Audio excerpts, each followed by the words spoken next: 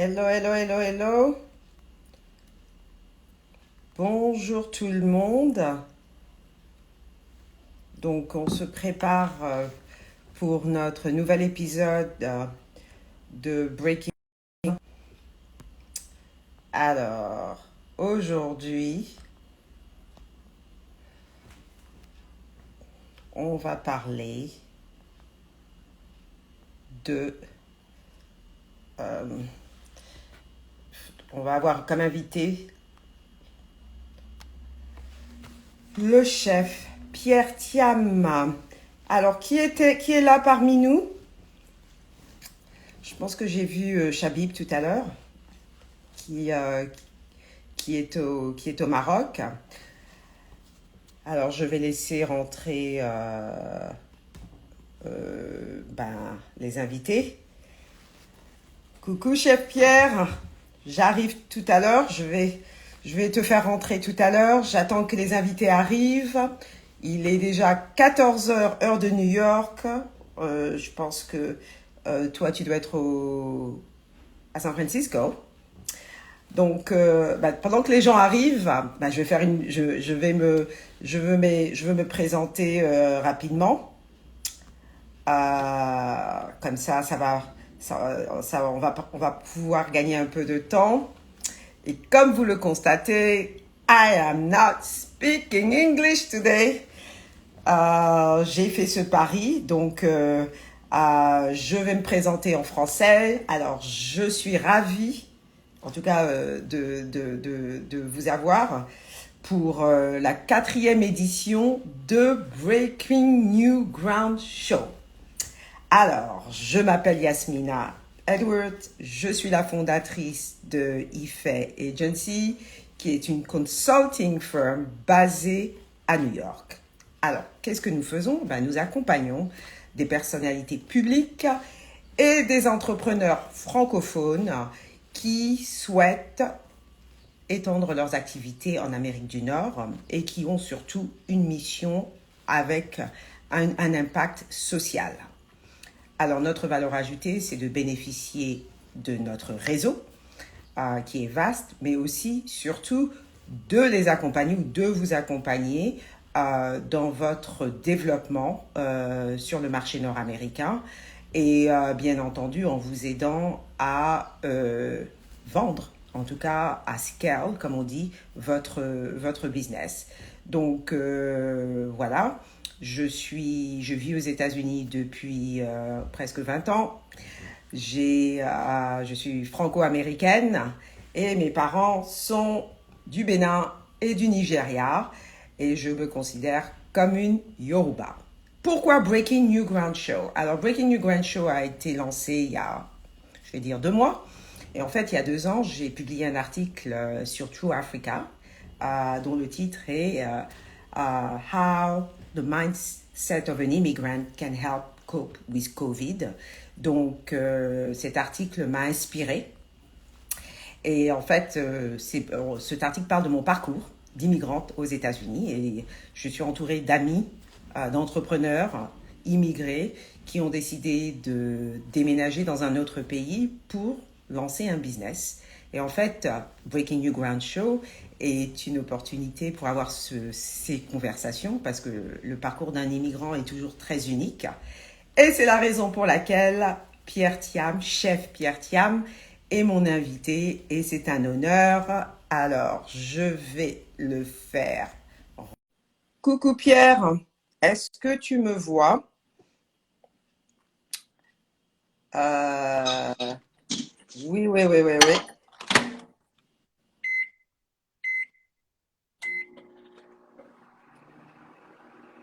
Hello, hello, hello. Hello Hello. everyone. Bonjour, bonjour. Pierre, tu as disparu. Alors, nous attendons Pierre qui va se connecter tout à l'heure. Bonjour tout le monde. Uh, the live will be mostly in French, but you're welcome to join. The live will be available also in English with the subtitles. But welcome. Today, our guest of honor is Chef Pierre Thiam, from Hello, African chef to global food activist and culinary ambassador to the US. Coucou Pierre, bonjour. ravi de Coucou. t'avoir. Je suis en train d'annoncer la couleur, je te l'ai dit tout à l'heure, je t'ai envoyé un message. On va essayer de parler en français parce que je trouve que c'est important. On va parler de l'Afrique de l'Ouest, le success story d'un chef cuisinier qui est devenu militant et ambassadeur culinaire de renom aux États-Unis. Bienvenue. Est-ce que tu m'entends? Très bien, très Tu bien. m'entends Merci, bien? bienvenue. Ouais, vous m'entendez? Ouais. Alors, Bonjour je tout vais le monde. augmenter. Hello, everyone. Alors, alors Thanks for joining. c'est quoi? Il est quelle heure là? Tu es à San Francisco? Mhm. Il est quoi? Il est Il est 11h? 11h05, ouais, 11h05 et c'est mon deuxième café de la journée. Il est Aïe, 11h05 du aïe, aïe. matin. Aïe, aïe, aïe. C'est la vie c'est la vie aux États-Unis. Il est 14h05, il est 14h05 à New York. Alors, j'aimerais parler, qu'on parle un peu de ton parcours. Oui, Pierre est super. Je suis tout à fait d'accord. Et je voudrais qu'on parle, je voudrais qu'on parle de ton parcours, mais en fait, la conversation, je voudrais qu'on parle en fait du Fonio, mais derrière le Fonio, c'est toute une, comment dirais-je, c'est un peu l'Afrique de l'Ouest. Comment nous, les Africains, qui aimons manger des baguettes, qui aimons manger du riz, on ne consomme pas des choses qui sont chez nous. Mais avant de rentrer dans cette conversation, parce que je trouve que ton Mhm. parcours est incroyable, je vais te demander, voilà, qui es-tu? Tu es né au Sénégal, donc ça, je peux le dire. Tu es auteur, tu as publié 3 livres. Le quatrième arrive cette année ou c'est le troisième qui arrive cette année? Le quatrième arrive le printemps prochain. Il est fini, il a été fini il y a même un mois à peine. D'accord. Donc là, les détails, le design, le photographe arrive en juillet pour finir les photos et puis voilà. Et le printemps prochain, il sera publié à travers Penguin Random House. C'est mon OK. Donc, on en mon parle. nouvel éditeur. Voilà. D'accord. Waouh, ça, Hein? là, c'est un gros éditeur, là, que tu as. Ouais, ouais, c'est un gros éditeur. Je, je, Hein? c'est quoi? Non, non, c'est les plus grands en ce qui concerne le Cookbook Edition. C'est les plus gros éditeurs du moment. Et donc, voilà, je suis fier de les joindre, mais tout aussi fier d'avoir commencé avec les Cal Press qui ont cru en moi au début et qui ont publié mes 3 premiers livres qui ont Hmm, été très bien reçus. Donc, c'est la famille pour moi. totalement. Je n'oublierai jamais mes débuts. C'est grâce à eux que je suis là, quoi. Totalement. Donc, je vais sans plus de. Et la dernière chose que je dirais, je le redirai, si vous voulez aussi écouter Pierre, il a un TED Talk. En faisant mes petites recherches, tu as plus de 1 million de vues sur ton TED Talk. Tu sais que les chiffres parlent. C'est pour te dire à quel point le sujet que tu abordais, justement, c'était sur le fonio, est important. Mais je te laisse te présenter. Alors, Pierre, tu es né à Dakar? Oui, oui, je suis né, j'ai grandi à Dakar et donc dans un quartier qui s'appelle le Point E à côté de l'université. Et voilà, donc mes parents sont de la Casamance, donc toutes les vacances d'été, j'étais en Casamance, à Ziguinchor en particulier. Mes parents, ma mère est de village qui s'appelle Brin et mon père de Elenkin. Et mes D'accord. grands-parents habitaient à Ziguinchor, voilà. Donc, de la Casamance à New York, raconte. Ouh. Qu'est-ce Ben qui écoute, s'est d'abord, passé au-delà du fait que tu es arrivé en fait parce que quand on en a discuté, je pense que toi, l'Amérique, c'était pas forcément l'endroit, ça te faisait pas forcément rêver, ou bien, est-ce que j'ai tort? euh, non, mais ça faisait rêver comme tout le monde, hein. Ça faisait rêver parce que bon, culturellement, ils sont présents dans ma jeunesse, comme beaucoup d'entre nous, on a dansé au rythme de, tu vois, des Jackson 5 et tout ça, quoi. Donc, c'était ça. Et puis, les 80s, 90s, c'est le disco et tout. 80s, c'était ça. Donc, l'Amérique nous faisait rêver culturellement. Mais non, c'était pas une destination à laquelle je pensais particulièrement, quoi, parce que c'était pas. S'il n'y avait pas un concours de circonstances, moi j'étais étudiant à l'université de Dakar et j'allais faire ma carrière là-bas. Seulement, c'était que nous étions tellement turbulents comme étudiants à l'époque, nous étions très politiques, hein. Donc, on était impliqués dans un mouvement de grève qui était sans arrêt. Et cette grève a été la fameuse année blanche. On appelait ça année blanche au Sénégal. C'est quand le gouvernement a décidé de fermer l'université et qu'on allait tous recommencer l'année prochaine. Et beaucoup Hmm. d'entre nous, on s'est dit comment on va faire, on va pas recommencer. Et puis, le système est pourri de toute façon. Donc, ça a été une opportunité pour chercher à s'exiler. Et la plupart de mes collègues, je dis, comment on dit ça pour mes amis de classe, la plupart, c'était la destination, c'était la France, parce que c'était la destination que souvent on allait. Le Sénégal Hmm. était colonisé par les Français. Et moi, coïncidemment, j'ai trouvé une école qui se trouvait, un collège qui se trouvait dans l'Ohio, et c'est là que j'ai fait mon application, et ils ont accepté. J'étais étudiant en physique-chimie à Dakar, donc j'ai fait un transfert pour l'Ohio, et c'est comme ça qu'avec cette acceptation, je suis allé à l'ambassade des États-Unis pour faire appliquer. Et je n'y croyais pas spécialement, mais je suis allé pour faire pour apply pour mon visa d'étudiant, et j'ai reçu mon visa d'étudiant. Et donc, j'imagine que c'était à cause de l'année blanche. Donc, ils étaient un peu plus lénients. Ils Hmm. donnaient des visas aux étudiants parce qu'ils savaient qu'on avait besoin de trouver une solution.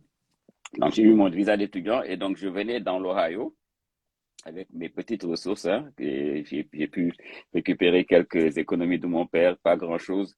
Et en route pour l'Ohio, j'ai fait un stop à New York parce que j'avais un ami qui vivait à New York, qui vivait à New York depuis juste quelques mois avant moi, hein, pas si longtemps, un ami de Dakar aussi. Et donc, il m'a dit, stop by New York, arrête-toi pour une semaine, 2 semaines, et puis bon, après, tu prends le bus pour l'Ohio, c'est comme ça que ça se fait, quoi. Et donc, voilà, je me suis arrêté à New York pour un voyage qui devait faire une semaine, 2 semaines, ça a fait 30 ans, plus de 30 ans.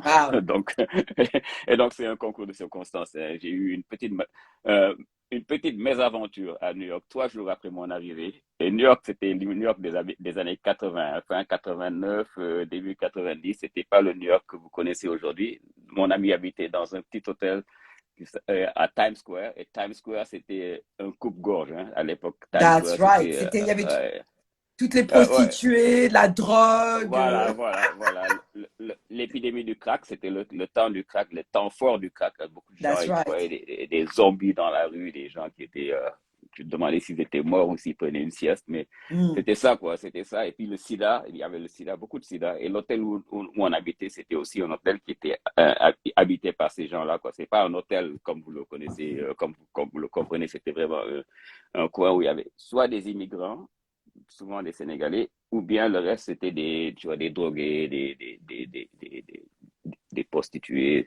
Hmm. C'était un truc mal famé. Et donc, 3 jours après mon arrivée, j'ai perdu tout ce que j'avais. Toutes mes économies ont disparu. Et donc, je peux en rigoler maintenant. J'ai pas rigolé ce jour-là. C'était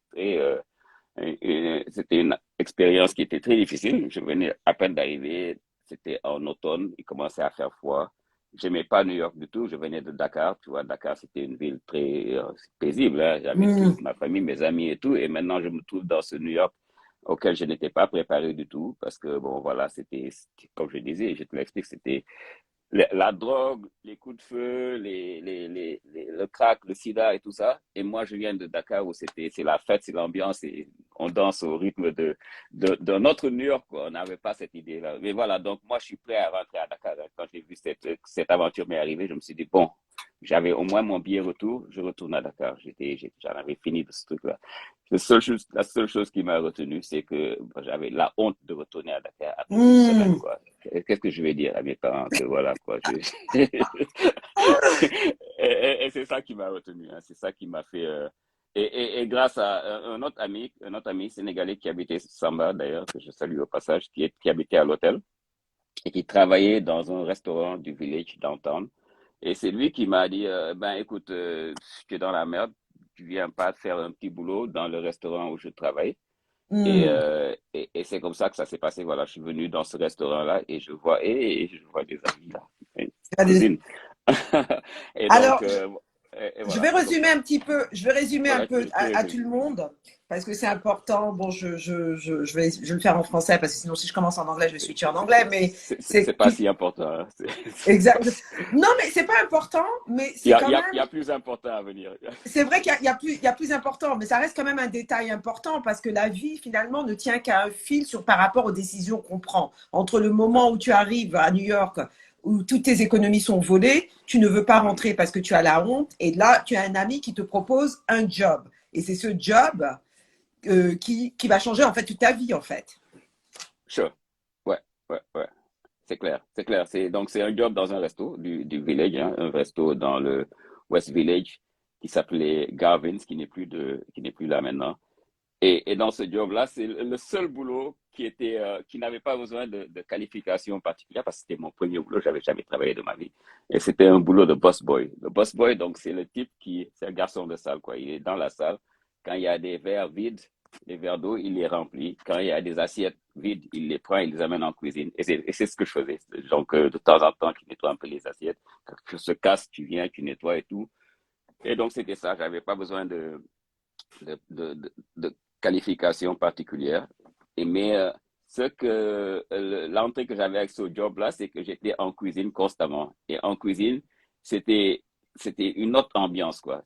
En salle, c'était les tables blanches, les nappes et tout ça, tout était bien arrangé. Mais en cuisine, c'était une autre ambiance, c'était une bande de fous, d'amis qui s'éclataient. Et moi, ce qui m'intéressait le plus, c'est plus fascinant déjà dans la cuisine, c'est qu'il y avait que des hommes d'abord dans la cuisine. Moi, je viens d'une culture où la cuisine, il y avait que des femmes. Donc, c'était déjà mon premier choc culturel, à part le fait que je me suis fait dévaliser 3 jours après mon arrivée. Mais donc, ça a été mon troisième choc culturel parce que New York aussi, c'était la drogue Hmm. et tout cela. Mais ces gars, c'est devenu ma famille, quoi, mes amis. Je venais, je déconnais avec eux. Le chef, il aimait pratiquer son français avec moi parce qu'il avait fait des études en France et tout. Donc, il adorait m'avoir en cuisine, pratiquer. Et c'est lui qui a vu que, voilà, moi, mon objectif, c'était de me faire un peu plus de sous et que en tant que boss boy, je faisais pas assez de sous. Il m'a dit, écoute, tu fais ton chiffre de boss boy et quand tu as fini ton chiffre, tu viens et moi, je te prends sous mon aile comme j'ai fait, moi, à mes débuts, quelqu'un m'a pris sous son aile et j'ai commencé à la plonge. Et tu viens à la plonge et c'est la meilleure école pour la cuisine. Et j'étais pas très enchanté du tout parce que d'abord, la plonge, dans ce restaurant, c'était vraiment la galère. C'est un restaurant qui marchait énormément bien. Donc, il y avait beaucoup de travail à la plonge. Et euh, pour ceux qui ont travaillé en cuisine, ils savent ce que c'est, quoi. La plonge, c'est vraiment, c'est la base, c'est l'ossature, quoi. Et donc, parce qu'on a besoin des assiettes, qu'elles viennent vite, qu'elles reviennent vite, les casseroles et tout ça. Et moi, donc, je me retrouve, ce mec-là qui a fini un shift en busboy, qui se retrouve à la plonge et à faire tout ce travail. Et bon, à part que je me faisais un peu plus d'argent maintenant, mais je détestais la plonge, je détestais ça avec passion. Mais j'ai appris à apprécier ça parce que même aujourd'hui, dans mes restaurants, quand j'embauche des chefs, j'aime embaucher des chefs qui ont fait cette plonge-là. Je préfère ces chefs-là aux chefs qui viennent directement d'une école culinaire parce que c'est les gens qui comprennent l'importance des étapes du restaurant, mais qui sont aussi beaucoup plus ouverts à apprendre des nouvelles méthodes de cuisine. D'accord. Et Alors, donc, je voudrais faire une petite pause parce que la raison pour laquelle, parce que les gens vont se dire, mais pourquoi toi, alors qu'il y avait d'autres compatriotes comme les tiens mhm. qui étaient en cuisine et qui n'avaient pas forcément, qui n'ont pas forcément eu le même parcours que toi. Donc, alors, on peut quand même dire une chose. Je pense que tu venais faire des études de chimie. Toi, tu Hein? venais vraiment faire des études. Donc, ton mindset était complètement différent de quelqu'un vraiment qui émigre dans un pays et qui, en fait, a besoin d'argent pour survivre. Est-ce que ça, tu penses que ça a été ça a été très différent pour toi par rapport aux autres? Absolument, absolument. Tout le temps que j'étais en cuisine, tout le temps que j'étais dans ce restaurant, mon objectif, c'était vraiment de mettre des économies et de foutre le camp de New York, quoi, et de retourner, et d'arriver à l'Ohio excusez-moi du terme, hein, c'était ça mon objectif, hein. Ok. Je voulais continuer mes études. Et c'était la honte même d'avouer à mes parents que j'étais plus à l'école, hein. Tout cela, heureusement, c'était l'époque où il n'y avait pas l'Internet et le WhatsApp et les cell phones et tout ça. Donc, On aurait sinon, pris les photos. on m'aurait débusqué il y a pas, rapidement. Mais sinon, c'était ça. C'était mon D'accord. objectif, donc c'est pourquoi je faisais ces sacrifices, c'est pourquoi je faisais la plonge. Moi, j'étais dans ma tête, tu vois, cette mentalité-là, moi, c'est du manuel. Moi, je me prenais pour un intellectuel et tout ça, quoi. C'était cette mentalité qu'on a de malheureusement qui nous retarde, mais à cause du fait que j'avais besoin de me sortir de ce bourbier, je me suis retroussé les manches et j'ai fait ce que je devais faire. Mais facilement, rapidement, hein, j'ai compris, parce que quand tu es dans la plonge dans le restaurant, et tous ceux qui ont travaillé en cuisine et te le diront, dès il y a un absent au niveau de la prep, c'est le niveau juste après la plonge. C'est ceux qui font qui épluchent les trucs et tout ça, qui coupent les légumes, les végétaux et comme ça. Et donc, dès qu'il y a un absent, on prend quelqu'un de la plonge pour le remplacer. Et donc, moi, c'est comme ça que je me suis retrouvé de la plonge à la prep, et quand j'ai commencé à apprendre les couteaux. Voilà, donc tu apprends les couteaux déjà, tu apprends your knife skills, tu apprends à éplucher, tu apprends à couper, tu apprends à découper et tout ça. Mhm. Et ça devient plus intéressant parce que là, tu commences à être un peu plus technique. Et puis, rapidement, je dis ça au fil du temps, mais après la prep, le prochain absent, c'est le garde-manger. Quand le garde-manger, il manque, le prep, il a commencé déjà à travailler à côté du garde-manger parce que le garde-manger, c'est le côté froid, c'est les salades et tout ça. Et donc, lui, D'accord. on le prend et il monte. Et tu montes au garde-manger. Donc, tu apprends les salades et tu commences aussi à prendre les petites sauces, les sauces froides, les vinaigrettes et tout ça. Et là, c'était le déclic pour moi parce que ces sauces-là, en fait, les vinaigrettes, c'est des émulsions. Les émulsions, c'est chimique. C'est le lipide et l'acide qui se combinent. Et je connaissais, en théorie, je connaissais ça parce que c'est de la chimie. Et je Mhm. voyais l'application maintenant en cuisine. Et ça devenait beaucoup plus intéressant pour moi. Maintenant, je me disais, ah, mais une vinaigrette, en fait, c'est de l'huile d'olive et du vinaigre, en fait, c'est de l'acide et du liquide. C'est ça. Et puis maintenant, tu comprends que maintenant, il faut balancer ça, trouver une balance. Et puis petit à petit, ça devient intéressant. Tu peux avoir des conversations avec ton chef maintenant. Et mon chef, lui, il voit que je parle un langage qu'il comprend. C'est devenu beaucoup plus intéressant. Et lui, il a focalisé vraiment à me mettre un expert en garde-manger. Je suis devenu le garde-manger du restaurant. Je suis devenu la personne qui faisait toutes les vinaigrettes et toutes les salades et tout cela. Et puis maintenant, je suis beaucoup plus intéressé à ce qui se passe de l'autre côté, au niveau des feux, derrière les feux, au niveau de la Mhm. ligne, comme on dit, de line. Et les feux, là, c'est les autres sauces, c'est les autres applications. Et c'est tout de la chimie. Et c'est tout de la chimie. Tout ce qui se passe en cuisine, Alors, c'est des réactions chimiques. Et donc, moi, alors, je suis... ce qui est intéressant, Pierre, dans ce que tu dis, et c'est ça en fait aussi ce qui est unique aux États-Unis, c'est que très rapidement, c'est ce que j'entends, c'est que Mhm. le chef, en tout cas le propriétaire du restaurant, au-delà du fait que tu parlais français et qui sentait qu'il y avait quand même une certaine intelligence, a quand même, comment dirais-je, c'est quoi le mot en anglais, même en français, t'a encouragé quelque part en te donnant justement cette opportunité. Est-ce que, est-ce que qu'est-ce que tu en penses? Ouais, enfin, il m'a encouragé, oui, c'est clair, mais je faisais le travail aussi. J'étais, comme je t'ai dit, j'étais beaucoup plus, beaucoup plus dévoué que les autres parce que j'avais une autre raison de le faire. Moi, je travaillais beaucoup. Quand il y avait un boulot à faire, il fallait des heures de plus. J'étais la personne qui le faisait parce que moi, des heures de plus, ça signifiait un salaire en fin de semaine plus et plus large. Et ça me disait plus près de mon billet pour quitter New York et aller dans l'Ohio. C'était tout cela qui me motivait. Donc, ça m'a motivé jusqu'au bout. Et donc, je me suis trouvé à la personne qui travaillait le plus. Et donc, le chef, c'est tout à fait normal que je suis sa personne préférée parce que je travaille plus, que je suis plus dédié et tout. Et en plus de ça, bon, il peut essayer de pratiquer son français avec moi. Et puis, bon, et puis, on s'éclate, hein. C'était une bonne ambiance, quoi. On Alors, avait une bonne chemistry. parce que entre le moment où tu as dit, bon, l'Ohio, let me forget about it, en fait, c'est la carrière que je vais faire. Ça a pris combien de temps? Parce qu'on a tellement de choses à parcourir. Un jour, tu vas faire ton mémoire, de toutes les façons.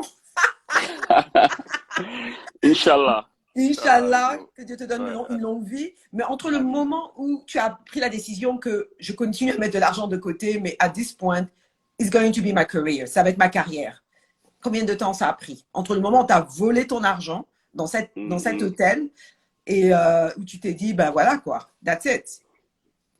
Écoute, je ne sais pas trop quand est-ce que j'ai fait cette décision. J'ai quitté ce restaurant. Je suis allé travailler dans un. Maintenant, j'avais un truc, un skill, comme on dit, Compétence. qualification, une Mm. compétence, voilà.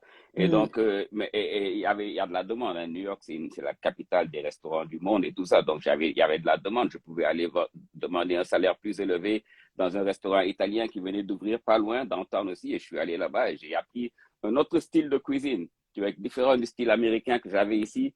Et j'expandais mon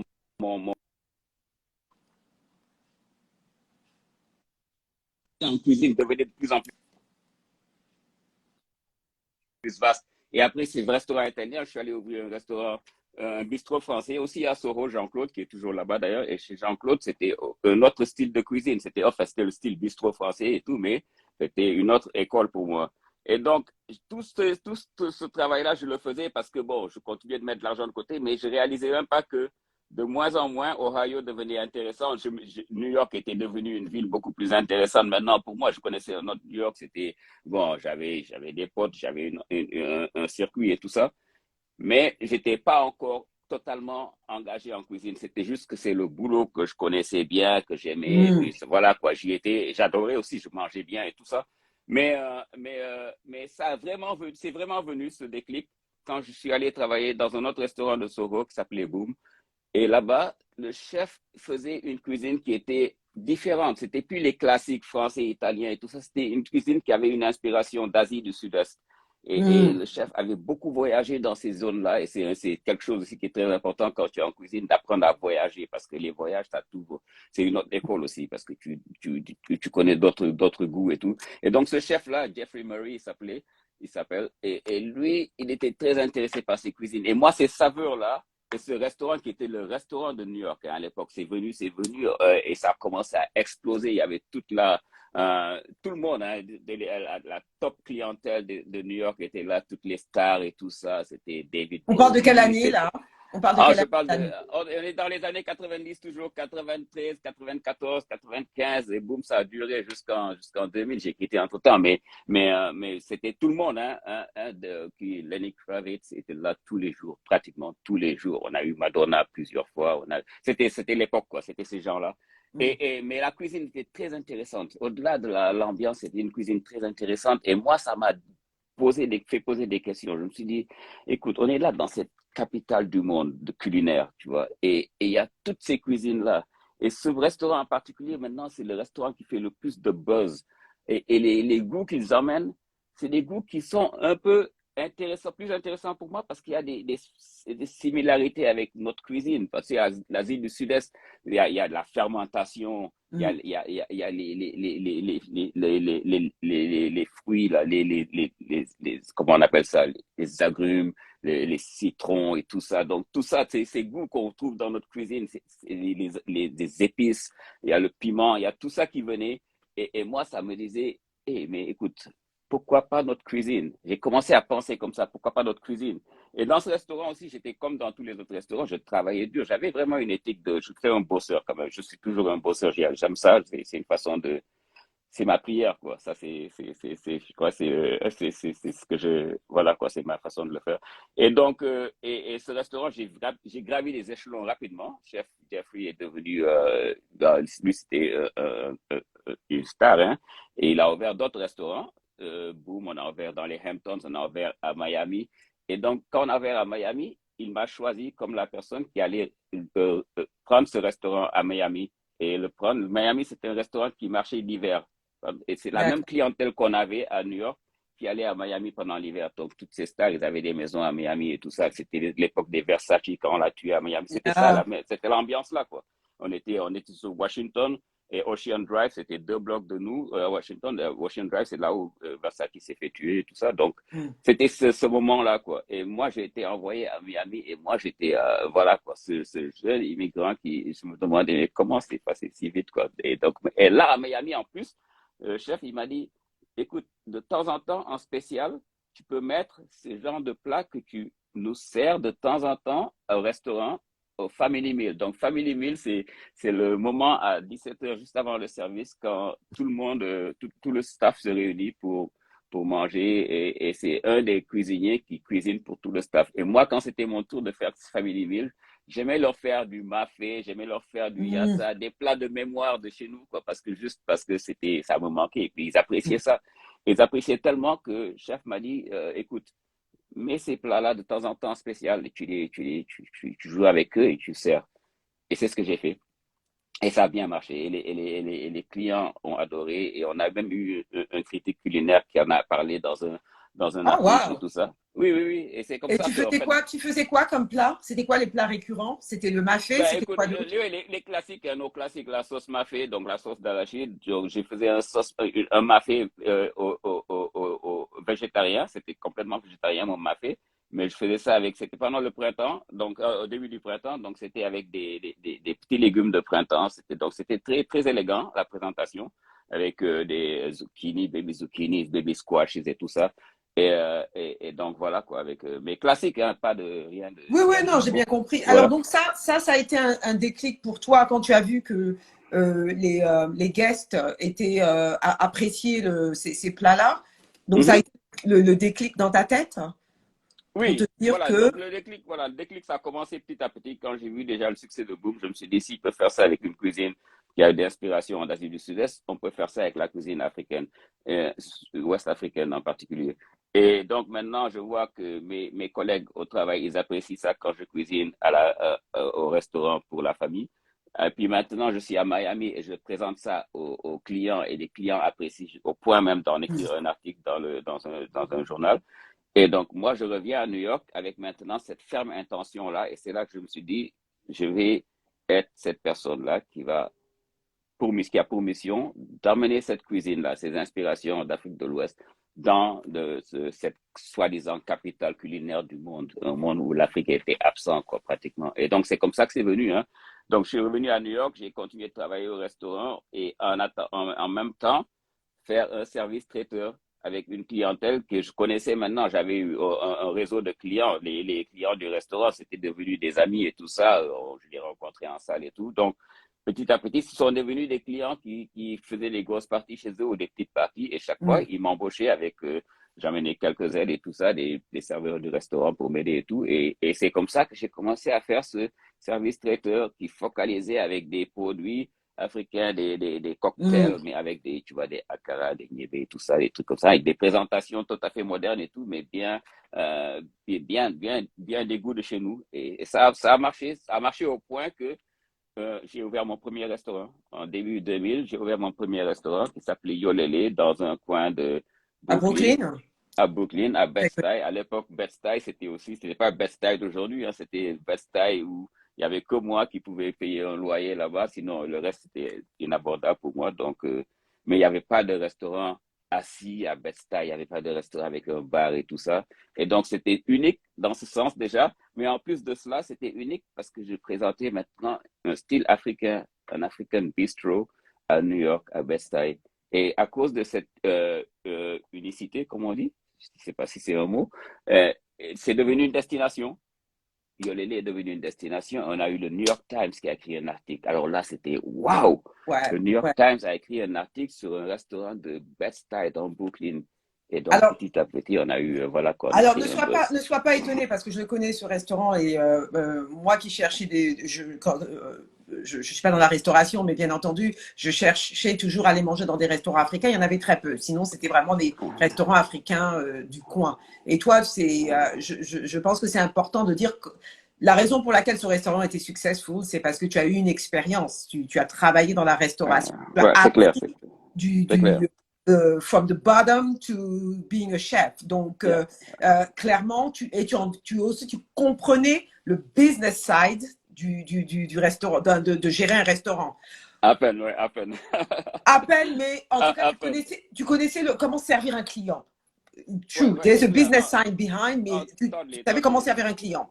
Non, non, c'est clair, c'est clair. Je savais que, voilà, quoi, je voulais pas que ce soit un restaurant juste, voilà, il y avait quelques restaurants africains. C'était pour les Africains, pour les Africains. C'était des restaurants pour les immigrés, tu vois. Mais donc, Exactement.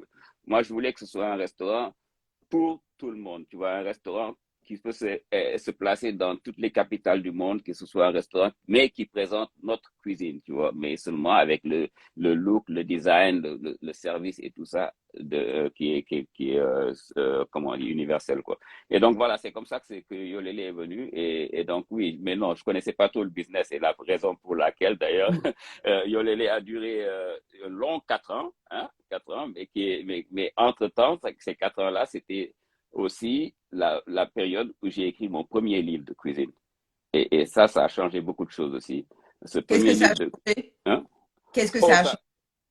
ça a changé d'abord qu'il était unique dans ce sens. Un livre de cuisine qui présentait la cuisine. C'était une cuisine. Je rendais hommage d'abord à ma maman et aux Mhm. femmes de ma famille. Et donc, tu le vois dans le livre, hein, j'ai voyagé avec un photographe, Adam Bartos, un photographe de classe mondiale. Et nous sommes allés au Sénégal. On a passé du moment avec ma Nous famille. avons besoin d'un bistrot africain en Californie. Ça Il, arrive. il arrive. On a fait un pop-up à chez Panis il y a quelques mois à Berkeley. Donc, éventuellement, on le fera. On attend que la pandémie nous dise où ça se passe là. Et puis, Inch'Allah. Mais bon, voilà, le livre a changé beaucoup de choses parce Le qu'il a titre, c'est été, quoi le titre du livre? Le titre. il s'appelle Yolele Modern Recipes from the Soil. Non, ça c'est le deuxième livre. Yolele Recipes from the Heart of Senegal. C'est celui-là. Et donc, Yolele Recipes from the Heart of Senegal. Donc, notez, voilà. hein. Voilà, ça Et c'est le on premier le livre. trouve où? On le trouve où? Sur Amazon?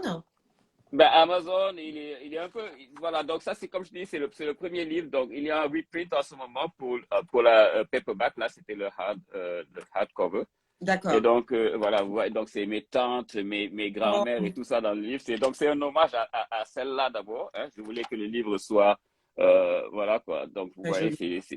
et voilà, donc, et en plus des recettes et tout ça. Et donc c'est un hommage aux femmes du Sénégal, hein, D'accord. à les petites. Et Un je m'explique restaurant comment. à Seattle. Of course. Why not? Hein? À Seattle, Inch'Allah, J'allais comme dire on un dit. restaurant à Seattle. Ah, Donc, ah, ah, tu as écrit ton premier livre et ça a été pour toi un déclic parce que tu t'es rendu compte que c'est là où ton déclic est arrivé, que les ouais, ingrédients ouais, africains étaient méconnus ouais, sur la scène voilà. Ouais. internationale. Voilà, voilà, exactement, exactement. Donc, quand je l'ai écrit, ce livre, c'était ce qui s'est passé d'abord la surprise, la réception. Il a été finaliste du Julia Child Award, qui était Wow. un choc pour moi et même un choc pour ma maison d'édition parce que, mais il était tellement unique parce que les gens, d'abord,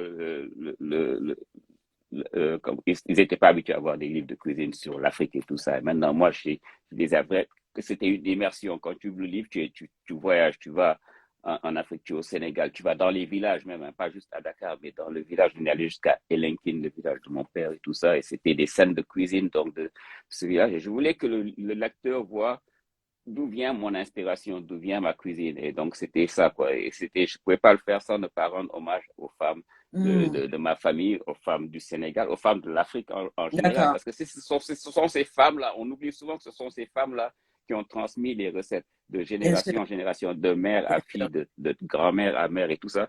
Et ces recettes nous sont arrivées à nous et nous, on fait que les transmettre maintenant et on bénéficie de tout ça. Donc, je voulais que ce soit ça d'abord, qui soit un point. Et donc, le livre soit bien reçu.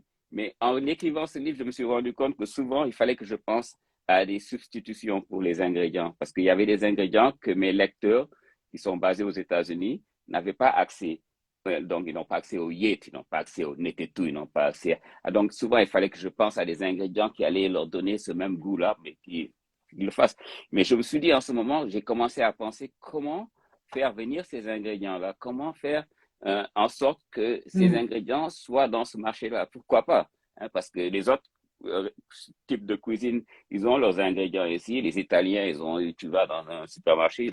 Et là, c'est là que j'ai commencé à penser à cette compagnie-là qui emmènerait ces ingrédients-là, ouvrirait un marché pour ces ingrédients africains. Et c'est là que j'ai fait ma compagnie qui s'appelle Yolele aussi.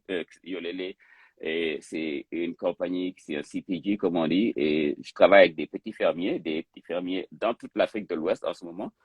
Et nous avons identifié un ingrédient en particulier. L'objectif, c'était pas juste de faire n'importe quel ingrédient, c'est des ingrédients qui étaient non seulement méconnus, peu utilisés, et des ingrédients qui auraient un impact dans les communautés là où ils sont cultivés, mais qui aussi ont un impact sur l'environnement. Donc, notre ingrédient phare, comme on dit, c'est le fonio. On l'a Alors, identifié parce que... Vas-y.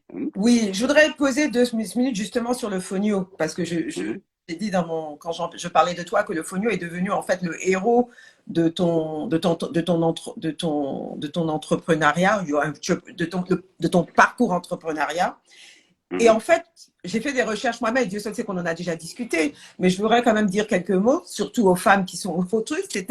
Une céréale qui est traditionnelle. Elle est diététique, elle ne fait pas grossir, elle prévient des envies de grignotage. Alors quand je lisais tout ça, relance le transit intestinal, c'est très bien pour les personnes qui sont soucieuses de leur ligne. Attends, mais I can go on and on. Pourquoi cette Mais céréale n'est pas dans tous les magasins? Parce que elle est une source fiable d'énergie, elle donne une bonne santé musculaire. Enfin, la liste est longue. Chef ouais, Pierre Thiab, dites-moi ce dont vous avez besoin. Les femmes seront là pour te soutenir. Écoute, j'ai écrit mon tout dernier livre, il est dédié au fognon, hein, donc c'est le Fognon Cookbook. Alors Josiane si dit vous c'est avez... magnifique.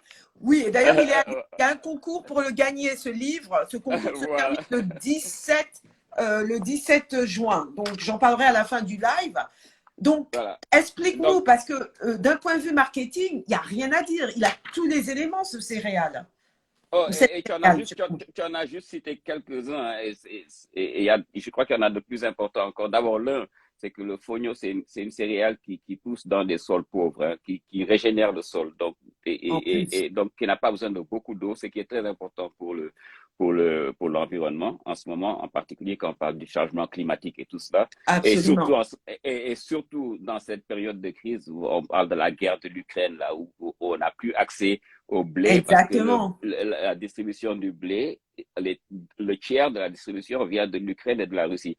Et comment ça se fait que nous, en Afrique, on dépend d'une céréale qui ne pousse même pas chez nous, alors qu'on a des céréales qui sont non seulement beaucoup plus nutritives, mais plus adaptées à notre environnement. Et c'est ça qu'en fait qui m'a motivé à prendre le pognon. Je me suis demandé, mais comment ça se fait? Et ça, c'était pendant que j'écrivais mon deuxième livre de cuisine, Sénégal, que vous voyez derrière. Je voyageais à travers toutes les régions. Je voulais que le livre soit l'histoire des petits fermiers, l'histoire des paysans, l'histoire des pêcheurs et tout. Parce que le premier livre, c'était l'histoire tu vois, de ma famille, ma maman, mes tantes et tout. Mais je voulais que le lecteur, à travers le deuxième livre, voit d'où viennent ces ingrédients, d'où vient cette cuisine. Et on ne peut pas parler de cuisine sans parler sans parler des paysans, sans parler des agriculteurs. Ah, C'est bien eux, sûr. en fait. Voilà, c'est là que ça commence. Et donc, en faisant le tour et faisant mes recherches pour ce livre, je me suis retrouvé dans une zone qui s'appelle Kédougou. Et dans cette zone-là, le fognon est roi. C'est la zone où, quand tu arrives, on te sert du fognon parce que c'est leur façon de t'honorer. Cette graine est restée la graine de préférence, quoi. Et donc, je me suis dit, mais attends, mais cette graine, elle est délicieuse. Ça me rappelait mes souvenirs quand je passais du temps en Casamance chez mes grands-mères. Et eux, ils connaissaient le fognon à Kolda en particulier, chez une de mes grand-mères qui est là-bas, ils adorent le fognon. Mais à Dakar, j'avais jamais vu le fognon. Beaucoup de gens mes voisins, mes amis de Dakar ne connaissaient pas le fognon. Et je me suis dit, mais ça, ce n'est pas normal. Parce que comment ça se fait qu'une graine aussi délicieuse, si délicate, ne soit pas connue à Dakar? Et c'est à côté, c'est à Kédougou. Et je sais que, en tant que chef à New York, je sais que cette graine, elle sera appréciée aussi aux États-Unis. Et donc, je me suis dit, donc, je vais la faire amener aux États-Unis. C'est le pari fou que je me suis dit. Je me suis dit très naïvement, hein, je vais amener cette graine, je vais la présenter à d'autres chefs à New York comme moi. On est toujours en quête de nouveaux ingrédients et ils vont l'adopter, bien sûr, parce que c'est une graine qui est très, très versatile. On peut en faire beaucoup de choses, hein. On fait des salades. Exactement. Quand vous voyez dans mon livre de cuisine, vous allez voir toutes les différentes sortes de recettes. J'ai des sushis, de fognon, je fais toutes sortes de choses avec ça. Mais en plus de ça, ça cuit en 5 minutes. Mais en plus de ça, ce qui est plus important, c'est que supporter cette graine, c'est aussi combattre le changement climatique, mitiger l'avance du désert, supporter les petites communautés qui n'ont pas accès au marché, qui ont une graine aussi fantastique, mais qui n'ont pas accès au marché. Donc, c'était ça le challenge. Bien sûr, je ne savais pas qu'il fallait que je crée toute une chaîne de valeur. C'était au début, donc je vais pas aller dans toutes les étapes Oui, parce que ça m'a pris. aujourd'hui, en fait, ce qui est important, donc ce que tu viens de dire est très important. Quelqu'un a mis un commentaire que l'Afrique est riche en ressources naturelles, nous le savons tous. Il est quand même important de dire que c'est aussi pour que les Africains qui sont en Afrique, alors je ne sais pas, il y a combien d'Africains qui sont en Afrique, s'ils peuvent mettre en message quelle ville d'Afrique ils sont. Il faut aussi qu'on change aussi notre mindset, notre mode de consommation. Aller acheter une baguette ou acheter des produits qui sont importés ne sont pas forcément ce qu'il y a de mieux pour le continent africain. Mais ce qui est important aujourd'hui, en fait, c'est le pari que tu as réussi à faire. Parce que tu as pu ouvrir une usine au Mali. Le Fonio est distribué, je ne sais plus combien de points de vente tu as, mais tu es à Target et tu es à Whole Food. Si tu pouvais le dire. Ouais, ouais, donc l'usine est en construction au Mali, hein. On a fini les étapes, les tests. C'est une usine qui sera unique en ce sens qu'elle a été design par Bueller. Bueller, c'est la compagnie qui fait les équipements les moulins modernes, la compagnie qui est considérée le Rolls-Royce des moulins. Donc, ils nous ont design une usine pour le Fonio et nous avons commencé donc les étapes. On a pu les levées de fonds, on a levé 2 millions de grants de USAID et nous sommes en train de continuer pour le faire. On a nos partenaires qui sont aussi des agro-industriels dans le Mali qui font du beurre de karité. On a un réseau de 30 000 femmes qui produisent le fognon. Et le réseau, notre projet, c'est de le faire à 120 000 d'ici 3 ans. Donc, la demande est là, parce que la demande est là, il est important qu'on soit aussi très conscient de la source. Et parce que la source doit suivre la demande. Bien Et sûr. la demande est en train de grossir là. On est dans tous les Whole Foods des États-Unis, le Whole Foods, c'est la chaîne de supermarchés naturels la plus large des États-Unis, qui appartient à Amazon d'ailleurs. Nous sommes dans Target maintenant, nous sommes dans pratiquement tous les supermarchés naturels. On est dans plus de presque 3000 points de vente à travers les États-Unis. On a aussi une forte présence au niveau de online, hein, au niveau de l'Internet. On a notre Online, propre. c'est-à-dire juste que pour les gens qui vont regarder en replay ou qui regardent aujourd'hui, c'est-à-dire que pour l'acheter, c'est l'acheter directement sur Amazon, c'est ça en fait. Amazon, bien sûr, ou bien yolele.com, ou À ton bien site Fresh. également, à Ah yolele.com. oui, oui, D'accord. yolele.com, Amazon, Fresh Direct, Thrive Market, pratiquement tous les grands online distributeurs vendent nos produits. On n'a pas juste le fognon en graines, on a le fognon en pilaf, on a plusieurs pilafs de fognon qui sont aussi inspirés de la cuisine de chez nous, hein. On a le yassa pilaf, on a avec du moringa, le greens, on a des chips de fognon maintenant aussi. Des chips de fognon, on a de différentes saveurs. Donc, c'est des snacks pour ceux qui ne cuisinent pas, qui veulent juste manger quelque chose de nutritif et de délicieux et en même temps contribuer à la lutte contre le changement climatique. Donc, il y a tout ça, quoi. Il y a tellement de D'accord. positifs. Et donc, voilà, on continue d'avancer et on compte introduire d'autres ingrédients, hein. Le fognon, c'était notre cheval de Troie. Mais donc, l'objectif, Bien. d'introduire d'autres ingrédients. Merci, hein, mais je ne veux pas être le champion du fognon. Je veux être quand même, je veux présenter d'autres produits. Le fognon, comme je dis, c'était la graine qui était parfaite parce qu'elle était sans gluten, elle cuisinait rapidement, elle est délicate et tout ça, et puis très versatile. Donc, c'était facile. Maintenant, l'objectif, c'est d'amener d'autres produits aussi. On ne veut pas être juste une compagnie qui présente que du fognon parce que l'objectif, c'est de sortir de cette monoculture-là. Et donc, les paysans, si on leur achète tout leur fognon, ils vont faire que du fognon.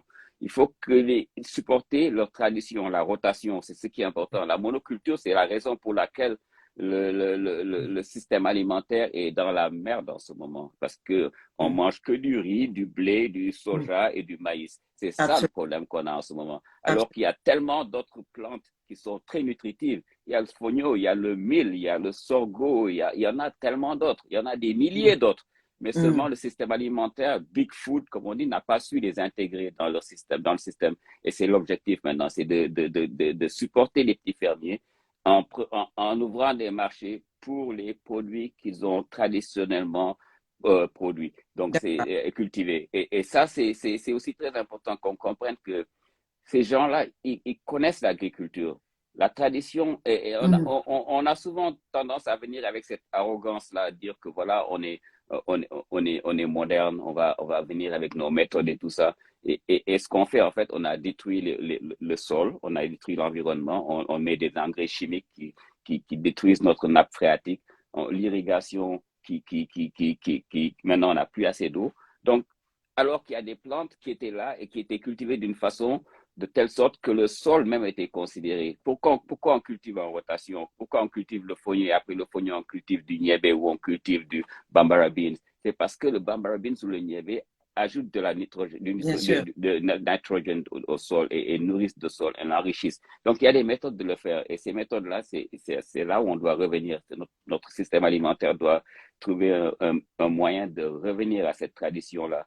On est dans ces crises-là et malheureusement, nos dirigeants ne comprennent pas que, par exemple, la crise de l'Ukraine, et j'entends que la Banque africaine de développement a décidé d'investir plus d'1 milliard de dollars pour faire cultiver du blé en Afrique.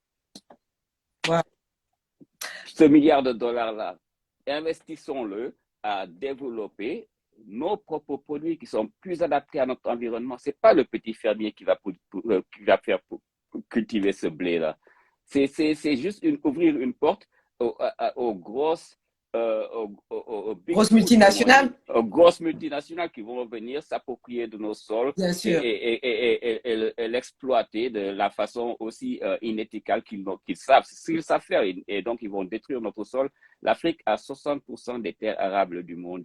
L'Afrique a une diversité de produits qui ne sont pas exploités, qui ne sont pas développés. Et c'est l'opportunité maintenant qu'on a ces crises-là, c'est l'opportunité pour développer ces produits-là. C'est une opportunité qu'on ne doit pas louper. Les crises vont continuer de venir. Et on va trouver des moments encore où il n'y aura pas accès de blé, où il n'y aura pas accès de maïs, où il n'y aura pas accès de riz, et on se retrouvera encore dans la même merde.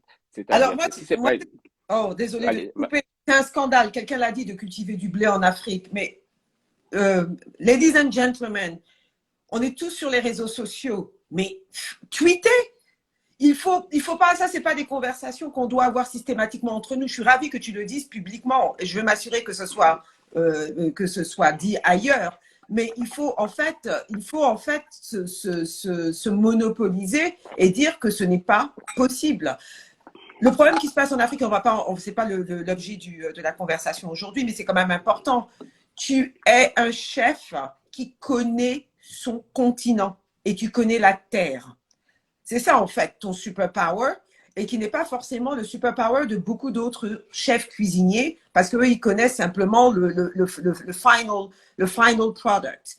Donc, moi, ce que j'aimerais savoir, parce que you are dropping gems, tu es en train de partager des gems avec beaucoup de gens qui ne savent pas forcément qu'on a nos propres céréales en Afrique, et je pense que ce n'est pas des choses qui sont enseignées en Afrique aux Africains, qui ne sont pas enseignés aussi ici. Et je pense qu'il y a aussi un manque d'accès à cette information.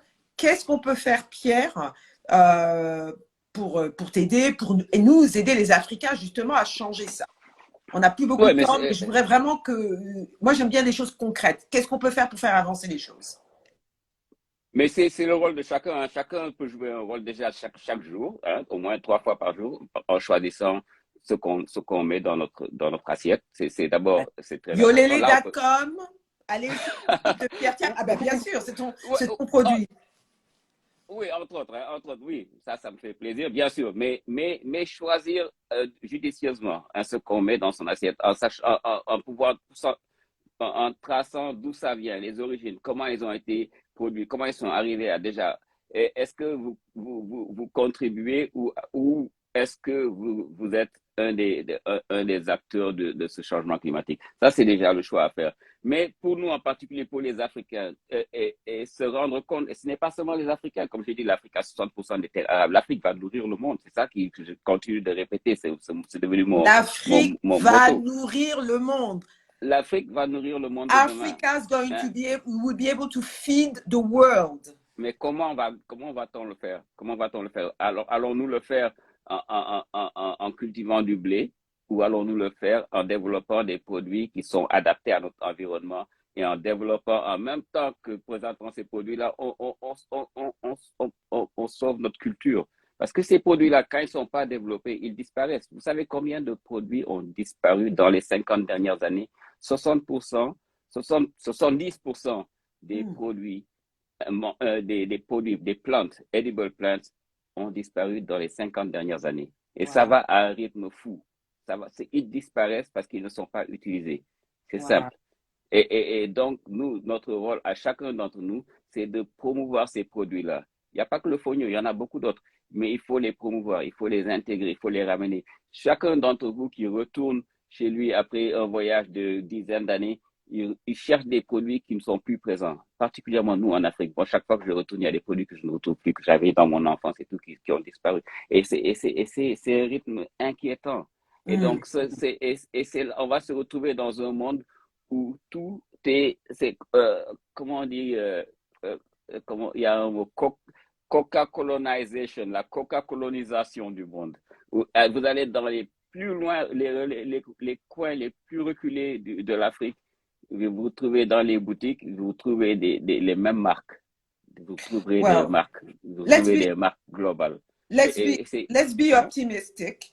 Je pense que à l'heure du digital, je pense qu'il y a de l'éducation, il y a des comment dirais-je, il y a des messages qui peuvent passer plus facilement. Euh, je, je, je suis, I'm like, je suis frustrée quelque part parce que je me dis qu'il y a tellement de choses que j'ai envie de choses que je veux qu'on parle et on n'aura pas assez de temps, mais je vais réfléchir à un autre moyen qu'on rediscute. Mais Mhm. pour les gens qui nous suivent et qui vont regarder le replay, allez sur le site, il y a pierrethiam.com, il y a ton site internet. Allez regarder le TED Talk de Pierre qui est incroyable. Et également, voilà, envoyez des messages à vos présidents, à vos ministères, à Voilà, la voilà. BOAD. Enfin, je pense qu'on a tous, et bien entendu, regardons ce qu'on mange. Moi, j'ai trois questions à te poser qui sont, Mhm. quelle est ta citation préférée? Ma citation préférée. Ouais. Aide-toi et le ciel t'aidera, parce que tu me l'as demandé et j'ai pensé comme ça, c'est ce qui m'est venu. Mais j'ai une citation à laquelle je pense souvent dernièrement. C'est une citation, un produit, un proverbe au Sénégal qui dit en bref la traduction, c'est quand tu ne sais plus où tu vas, retourne là où tu viens, là où Mm, tu viens. Et c'est là où nous nous trouvons. Nous sommes à ce moment dans notre journée, notre journey, notre voyage en tant qu'humain. Euh, nous ne savons plus où nous allons quand il s'agit du système alimentaire. Nous avons créé un système alimentaire qui est dirigé par des multinationales qui s'intéressent juste au profit de leurs shareholders. Tu veux that's traduire right. ça.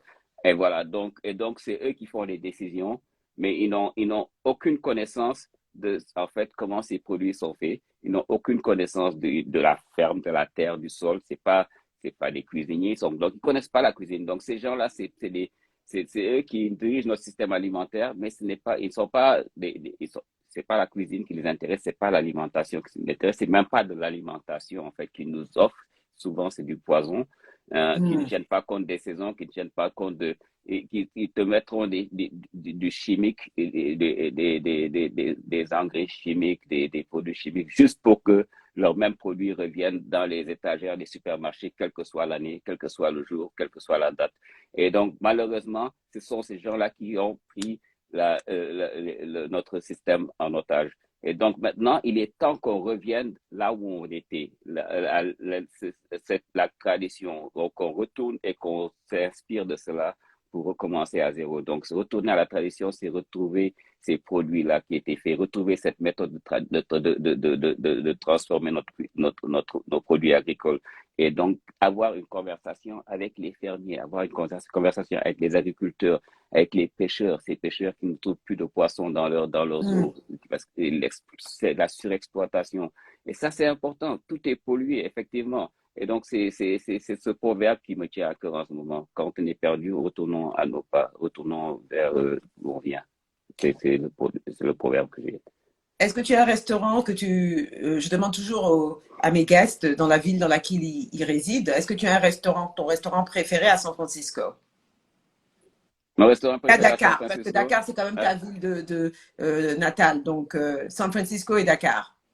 bon, San Francisco, je dirais chez Panis parce que c'est mon ami et j'ai fait un pop-up chez Panis récemment et c'est quand même un temple de la cuisine américaine, D'accord. Alice Waters. Voilà, donc ça c'est le mien. Et récemment, j'ai découvert aussi Juanita and Maud, c'est pas loin de chez nous, c'est aussi un restaurant très intéressant qui Comment ça font des s'appelle? trucs très Juanita Almot, tu dis? And Maud, yeah, Juanita and Maud, M-A-U-D-E, Juanita and Maud. C'est un chef qui fait des trucs très intéressants. Donc Et voilà, d'ac- c'est le mien. À Dakar, ben écoutez, c'est assez compliqué. Donc à Dakar, j'ai bon le Pullman parce que c'est mon menu, donc je peux pas ne pas le citer. Il y en a quelques-uns. Tu m'as pris de court là. Mais Ben, c'est attends, l'idée, qu'est-ce que c'est? justement. C'est Hein, que voilà. ça vienne spontanément. Bon, Ça on vient va- spontanément. Bon, écoute, chez mais, Lucha, par exemple, c'est un lunch que je prends, j'adore ça chez Lucha. Chez Njufa, derrière aussi, that's des petits it, gargotes, that's hein. it. On Voilà. va dire C'est des Pullman et fois. chez Good Child. Et Hein, ton film préféré, comme tu sais que je mon suis dans film la préféré. production, euh, Hmm.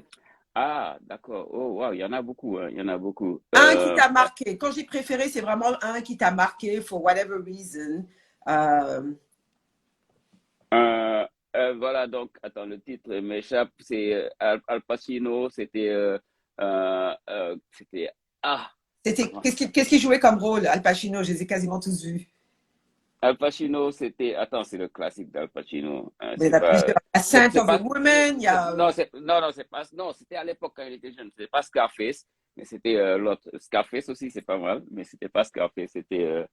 Euh, bon, j'oublie. Bon, C'était pas mal. Ça va me revenir. Et ça va te. je t'envoie ça en texte si tu penses Oui, à l'écrire. envoie-le moi parce que c'est un peu de. C'est nos récurrents. Écoute, Voilà. est-ce que tu as quelque chose à dire à l'audience? Tu veux promouvoir quelque chose de. Imitate d'Ousmane Sembène, c'est un classique, c'est à voir aussi. Ah, je t'ai pas Ça, entendu, c'est ça s'est coupé. C'est quoi? Ousmane Sembène, le doyen du cinéma africain. Il a un film qui s'appelle Emitaï. Je crois que c'était son premier film. D'accord. Ça m'a beaucoup marqué aussi, Ousmane Sembène. Voilà quoi. Donc, et, D'accord. et, euh, ah, j'en ai tellement, hein. Est-ce que J'adore le cinéma. qu'est-ce qu'est-ce que moi aussi? Qu'est-ce que tu what are you doing right these days? Qu'est-ce que tu veux promouvoir? Anything coming up? Um, yeah, I just finished my next book. Je Anything. viens de finir mon dernier livre, je viens de le finir. Et il s'appelle Simply West Africa. C'est un livre qui est... Ah, j'en ai parlé déjà, donc... Oui, tu en as parlé, mais c'est toujours bien de le rappeler. Il y en a qui viennent, il y a des. Ah, d'accord, donc il sort le printemps prochain. Hein. D'accord. Et donc ça, c'est excitant. Là, je m'apprête à aller à New York pour le Fancy Food Show après-demain. J'étais à New York la semaine dernière pour un panel sur Rethink Food. C'était pas mal, ça. C'était host by Chelsea Clinton. Oh, really? Shame on Ah you. ouais, Didn't tell me. it was just one day, just one day. I'll send you the link. It was great. It was great. It was actually, I'm sure it was. ah ouais, c'était pas Um, mal. I mean, it is an honor for me to have you. And I'm saying that really because I mean it, because I think that you're one of the few who's really thinking about this food chain, supply chain situation in a very, you have a great insight. Il n'y a pas tant de, You speak in English. ouais, Je ouais. parle anglais. Il n'y a pas tant de chefs qui ont une connaissance aussi profonde, aussi deep que toi de la nourriture et surtout du continent africain. Donc, je te remercie d'avoir partagé ce que tu sais. You know, j'essaie de te supporter, de to support your work. Et voilà, donc pour tous ceux qui nous ont suivis, le live sera disponible en replay. N'hésitez pas à le partager dès qu'il est disponible. Suivez-nous, suivez-moi ou suivez Chef, Pierre, suivez Yolélé. Il y a effectivement un concours, son livre est à gagner et le concours se termine le 17 juin. Donc, Ah, le Teranga Restaurant à New York City. et il y a Ok, pardon. Teranga Restaurant chez Manus. Il y a Chez Warner, il y a Teranga chez Manus, Restaurant j'y étais hier à soir en Harlem. plus. J'y étais hier soir en plus. Tu m'as dit que J'y tu as étais bien hier mangé. soir. Donc Teranga Restaurant est sur la nous sommes à, 53e et Lexington Avenue à Manhattan. Donc, n'hésitez pas à y aller. et aussi Suivez-nous. sur la 110e et 5e avenue. Donc, il y a deux Teranga. Oui, il y a celui qui est au Africa Center Ah, sur la 110e et la 5e avenue. ouais, Et ouais. si vous n'hésitez pas à nous suivre, envoyer des DM. Et le concours est encore on jusqu'au 17 juin pour gagner justement le livre de Cher Thiam. Sinon, les livres sont disponibles sur Amazon Sur Amazon, ouais, Barnes Noble et tout ça, quoi. et Barnes Noble. Gros bisous. Bye Bisous. everyone. Thank you for joining. Merci. Au revoir. Au revoir.